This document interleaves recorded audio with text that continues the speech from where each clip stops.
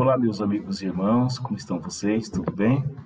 Nesse momento, nós iremos fazer uma reflexão na Palavra de Deus e nós vamos procurar responder uma pergunta que talvez muitos de vocês façam. O que é salvação?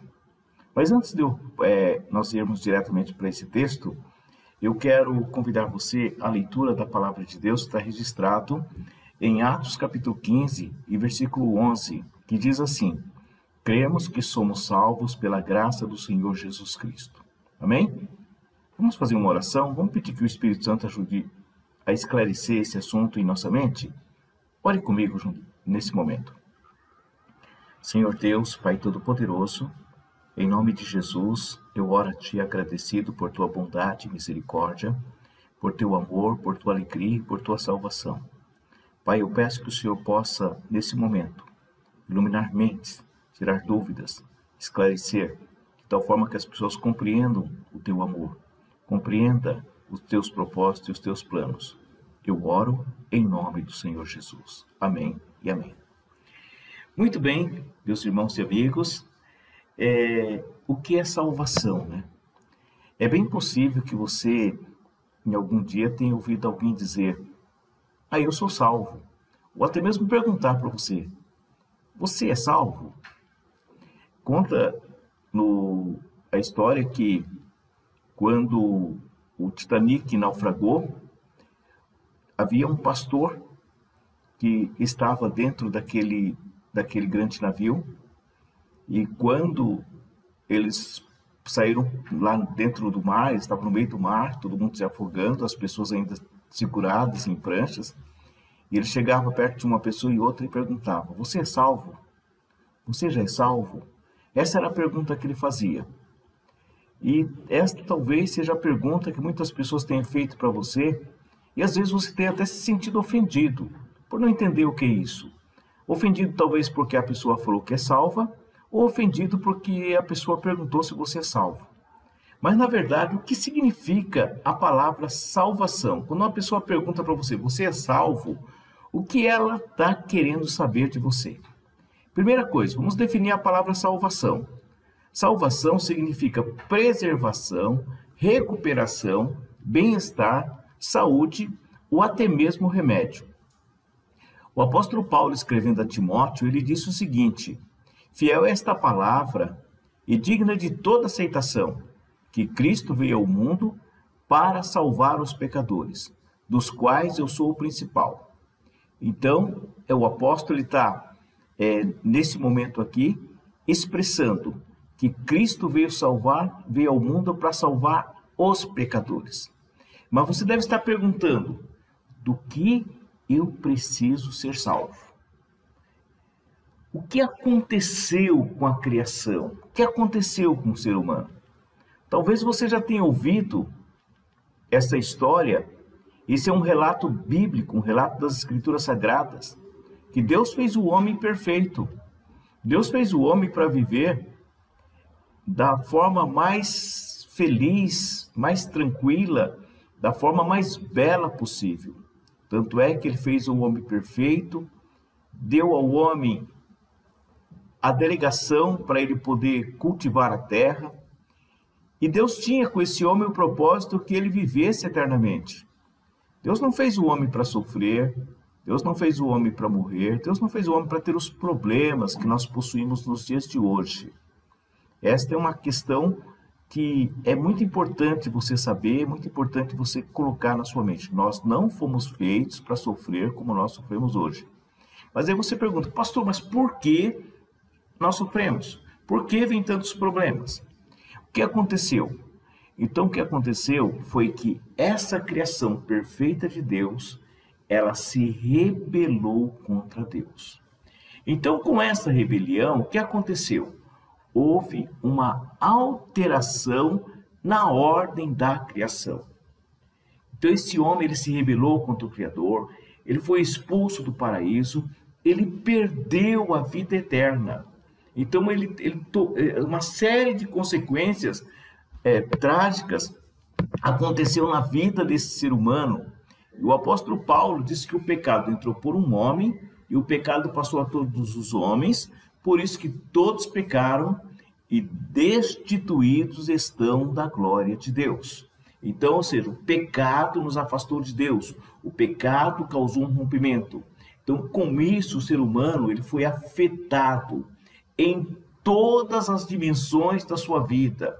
Ou seja, mas para que esse problema fosse resolvido, o próprio Deus preparou um plano que nós chamamos plano de salvação.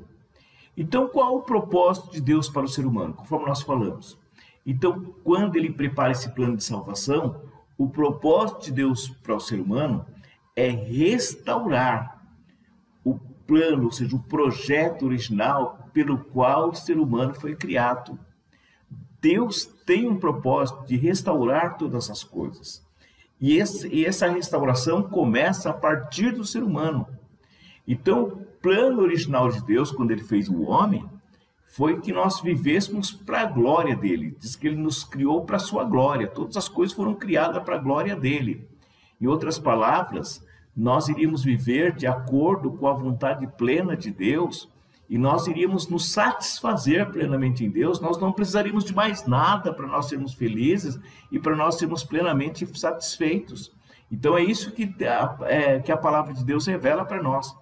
Então, com a obra, com o plano de salvação, ou com esse plano de Deus, ele começa então a trabalhar algo para restaurar o bom relacionamento espiritual com ele, ou seja, o estabelecimento ou restabelecimento do nosso relacionamento com ele. Por quê? Porque a primeira coisa que o pecado fez foi romper o nosso relacionamento com Deus. A palavra de Deus diz que todos os dias, na viração do dia, Deus vinha conversar com o casal. E quando eles pecaram, a primeira coisa que eles fizeram foi esconder-se de Deus. Então ali já estava estabelecido o rompimento desse relacionamento com Deus. Algo que era para ser prazeroso passou a ser vergonhoso. Algo que era para ser de alegria passou a ser de frustração, de decepção, porque eles perceberam que eles tinham pecado contra Deus e descobriram que estavam nus. E logo eles começaram a se esconder e a esconder de Deus. Eles passaram a ter um problema muito sério. Então o propósito de Deus com esse plano glorioso, com essa restauração, é fazer com que esse relacionamento seja restabelecido. A segunda coisa que Deus pretende com esta obra gloriosa é também fazer com que seja restaurado os relacionamentos sociais, ou seja, o relacionamento com o nosso próximo. Se você observar muito bem, como é difícil relacionar com as pessoas. Nós temos conflito em família, nós temos conflito com a vizinhança, nós temos conflito em sociedade. Se você olhar numa esfera um pouco maior, você vai perceber que a nossa sociedade é uma sociedade de conflito. É uma sociedade que não se relaciona bem. É uma sociedade invejosa, orgulhosa, egoísta. É uma sociedade violenta. É uma sociedade que odeia, que guarda mágoa, guarda ressentimentos. Tudo isso é resultado do pecado que infiltrou na vida do ser humano. Então, estas coisas afetaram de forma terrível a vida do ser humano. E, por fim, também tem um objetivo também do restabelecimento cultural, ou seja, o restabelecimento de um bom relacionamento com a criação. Se nós observarmos a nossa volta, nós vamos perceber que o ser humano, ao invés de cuidar da criação, ou seja, de toda a natureza, de todas as coisas criadas, o que o ser humano tem feito? Ele tem destruído, ele tem danificado, em nome do lucro, em nome da riqueza, da conquista financeira, do status e tudo mais. Ele tem agredido a natureza, ele tem agredido a criação. E diz o apóstolo Paulo que até hoje toda a criação geme, aguardando a redenção do nosso corpo. Quando Deus restaurar o homem por completo, todas estas coisas também vão ser restauradas, porque o restabelecimento do nosso relacionamento com a criação também será restaurado. Então, a rebelião contra Deus, do homem contra Deus, afetou todas as dimensões da vida humana. O propósito de Deus, ou seja, é nos oferecer salvação, que tem como objetivo reorganizar todas estas coisas. Então, o que é salvação? Então, qual a solução para o problema do pecado, né? Então, a solução para o problema do pecado é o projeto que Deus tem para as nossas vidas. E qual é esse projeto de Deus? O projeto de Deus está centralizado na pessoa de Jesus Cristo. Ou seja, Jesus Cristo é a oferta de Deus para nos redimir dos nossos pecados. Então, a palavra que nós podemos definir aqui por salvação, então, salvação é o livramento do pecado e seus efeitos mediante a ação graciosa de Deus em Cristo Jesus para uma vida nova para a glória de Deus. Isto é a definição de salvação. Então, a pergunta que você pode estar fazendo, mas como é possível me salvar? Como é que eu posso alcançar a salvação? Como é que eu posso desfrutar desse plano de Deus, desse projeto de Deus? Ou seja, a salvação ela tornou-se possível por causa da obra que Cristo realizou na cruz do Calvário. Jesus Cristo ele veio na Terra não para ser apenas um líder político, ou um líder espiritual, ou apenas para deixar bons exemplos. Jesus Cristo veio para dar a sua vida pelos nossos pecados. O objetivo principal da missão de Cristo foi esse: morrer por nossos pecados. Mas por que ele precisava morrer? Por que Jesus teve que morrer? Você lembra que Deus, no início nós falamos que Deus criou o homem perfeito, esse homem tumultuou, bagunçou todo o projeto de Deus com o seu pecado, com a sua rebelião. Só que, em consequência disso, o homem ele perdeu o quê? A vida eterna. Deus tinha exatamente dado uma palavra de ordem para que o homem não pecasse. E Deus disse que no dia em que ele pecasse, ele morreria. Deus é um ser que cumpre a sua palavra. Ele é imutável, sua palavra não volta atrás. Mas, ao mesmo tempo, Deus é amor. Em essência, ele é amor. E Deus ama o pecador, Deus ama o ser humano, Deus ama a sua criação. E ele não queria que a sua criação fosse destruída. Logo, mesmo antes, segundo o apóstolo Paulo, mesmo antes que esse homem fosse criado, Deus preparou um plano para resgatar o homem do seu pecado, para fazer com que o homem se reconciliasse novamente com Deus. E esse plano estabelecido foi que Jesus Cristo viria morrer, ou seja, ele iria aqui sofrer a nossa condenação. Ou seja, a condenação que é minha e sua, Jesus já sofreu na cruz do Calvário. A morte que eu e você deveríamos morrer, Jesus já morreu na cruz do Calvário. Então, logo, nós somos livres, ou seja, a nossa salvação é o livramento do pecado, ou seja, é o livramento de todos os efeitos do pecado. E a solução para o problema do pecado é o sacrifício de Cristo na cruz do Calvário, que foi feito uma única vez e de forma definitiva. Logo, não precisamos fazer nenhum outro sacrifício. O que então eu preciso fazer? Então, ou seja, nós precisamos acreditar na obra de Cristo. Nós precisamos entender que a salvação só é possível por causa do sacrifício de Cristo. Jesus é o autor da eterna salvação, conforme Hebreus 5, versículo 9. Ele é o salvador do mundo, conforme Lucas 2, versículo 11. Conforme João 4, 42. Atos 5, 31 e 2 Pedro 1, versículo 1. Então, o meio para a nossa salvação é a nossa fé em Jesus Cristo. Somente através de Jesus nós conseguimos salvar-nos. E como eu disse anteriormente, nós não precisamos fazer nada. Ou seja, se nós olharmos para a história da humanidade, se nós olharmos para a nossa estrutura, se nós olharmos para a nossa natureza, e nós olharmos para Deus com um olhar espiritual, nós vamos observar que nós não merecemos a salvação, mas ela é oferecida por pura graça de Deus. Efésios 2:8 diz que pela graça sois salvos. Isso não vem de vós, é dom de Deus. Ou seja, é um presente de Deus. Nós merecíamos a morte, mas Deus ofereceu vida. Nós oferecíamos condenação, mas Deus ofereceu libertação, salvação. É isso que Deus fez comigo e com você. Então você não, ou seja, nenhuma pessoa, nem eu nem você, vamos nos livrar da ira de Deus, a não ser por meio de Jesus Cristo. A salvação somente é possível mediante a fé em Cristo Jesus. Então, diante disso, eu quero perguntar para você algumas coisas para sua reflexão. Você sabe que se você não crer em Jesus Cristo, você está sob a ira de Deus? Sabe que João 3, versículo 18 e 19 diz? Ele diz assim: quem crê nele, ou seja, no Filho de Deus, não é julgado.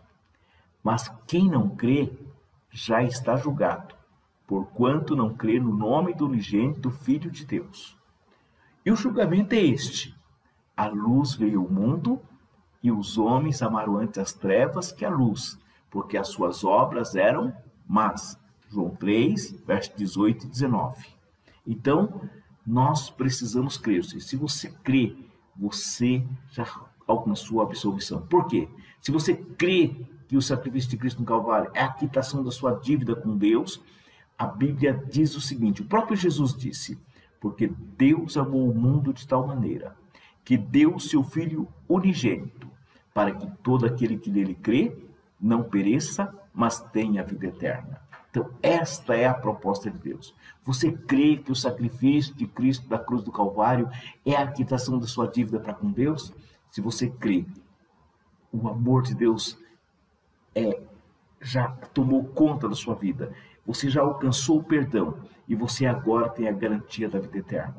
E por fim, eu quero fazer uma última pergunta. Se você ainda não creu, se você ainda não recebeu Jesus, eu pergunto: você quer receber gratuitamente o perdão dos seus pecados e como consequência a salvação em Cristo Jesus?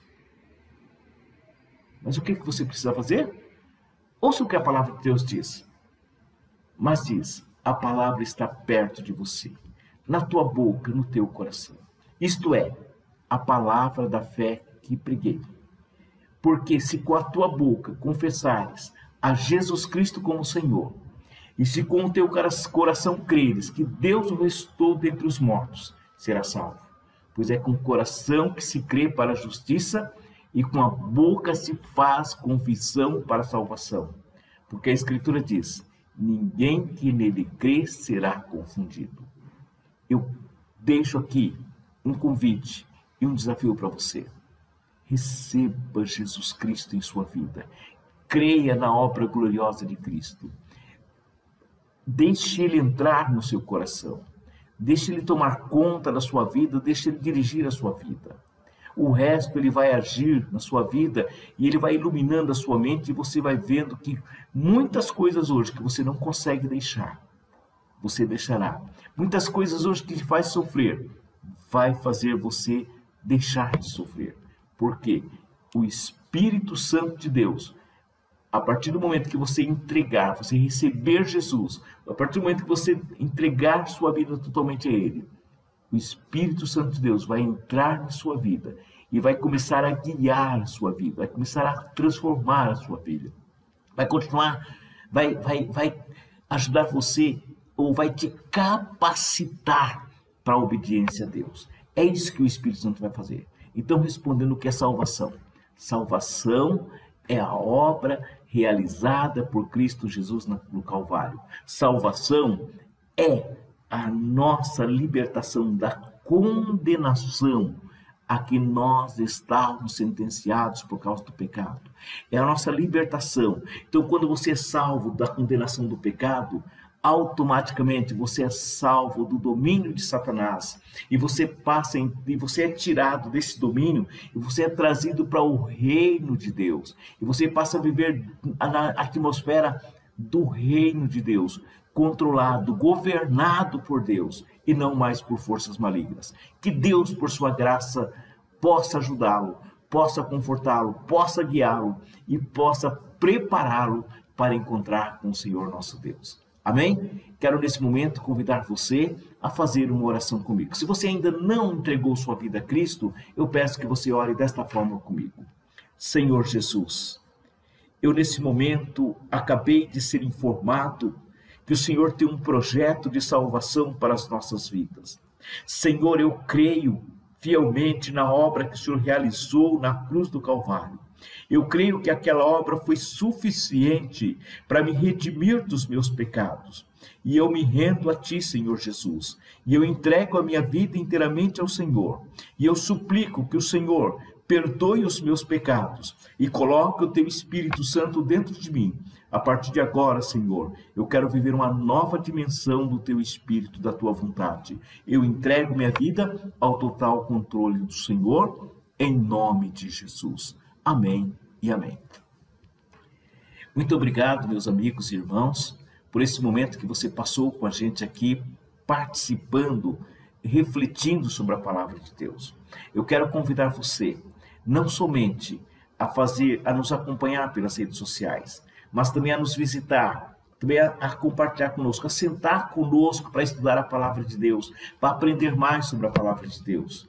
Nossa missão é fazer discípulos de Jesus, é transformar pessoas em discípulas de Jesus Cristo. E eu gostaria de convidar você a, juntamente conosco, começar essa caminhada, entregando sua vida a Cristo e deixando ser discípula de Jesus Cristo, seguidora de Cristo, deixando Ele transformar e abençoar sua vida. Que Deus, por sua graça, possa abençoá-lo grandemente, e para isso eu digo que a graça do Senhor Jesus, o amor de Deus Pai, a comunhão e as consolações do Espírito Santo seja com você agora e sempre. Amém e amém. Que Deus nos abençoe.